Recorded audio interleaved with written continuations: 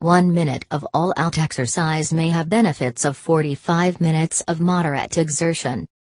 For many of us, the most pressing question about exercise is, how little can I get away with? The answer, according to a sophisticated new study of interval training, may be very, very little. In this new experiment, in fact, 60 seconds of strenuous exertion proved to be as successful at improving health and fitness as 3/4 of an hour of moderate exercise. Let me repeat that finding. 1 minute of arduous exercise was comparable in its physiological effects to 45 minutes of gentler sweating. I have been writing for some time about the potential benefits of high-intensity interval training. I have been writing for some time about the potential benefits of high-intensity interval training, a type of workout that consists of an extremely draining but brief burst of exercise, essentially, a sprint, followed by light exercise such as jogging or resting, then another sprint, more rest, and so on. Athletes rely on intervals to improve their speed and power, but generally as part of a broader, weekly training program that also includes prolonged, less intense workouts, such as long runs. But in the past few years, exercise scientists and many of the rest of us have become intrigued by the idea of exercising exclusively with intervals, ditching long workouts altogether. The allure of this approach is obvious.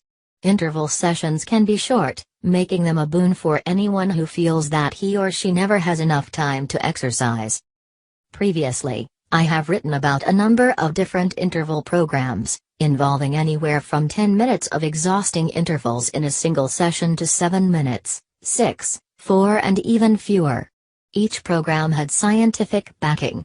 But because of time and funding constraints, most studies of interval training have had limits, such as not including a control group, being of short duration or studying only health or fitness results, not both. Consequently, fundamental questions have remained unanswered about just how well these very short, very intense workouts really stack up against traditional, endurance-style training.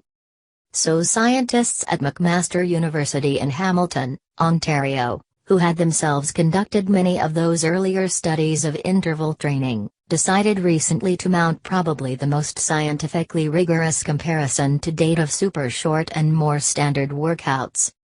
They began by recruiting 25 out-of-shape young men and measuring their current aerobic fitness and, as a marker of general health, their body's ability to use insulin properly to regulate blood sugar levels.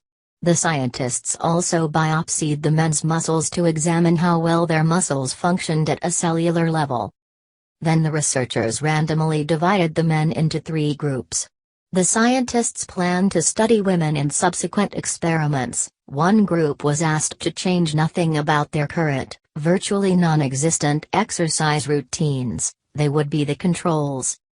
A second group began a typical endurance workout routine, consisting of riding at a moderate pace on a stationary bicycle at the lab for 45 minutes, with a 2-minute warm-up and 3-minute cool-down. The final group was assigned to interval training, using the most abbreviated workout yet to have shown benefits. Specifically, the volunteers warmed up for 2 minutes on stationary bicycles, then pedaled as hard as possible for 20 seconds, rode at a very slow pace for 2 minutes, sprinted all out again for 20 seconds, recovered with slow riding for another 2 minutes, pedaled all out for a final 20 seconds, then cooled down for 3 minutes. The entire workout lasted 10 minutes, with only 1 minute of that time being strenuous.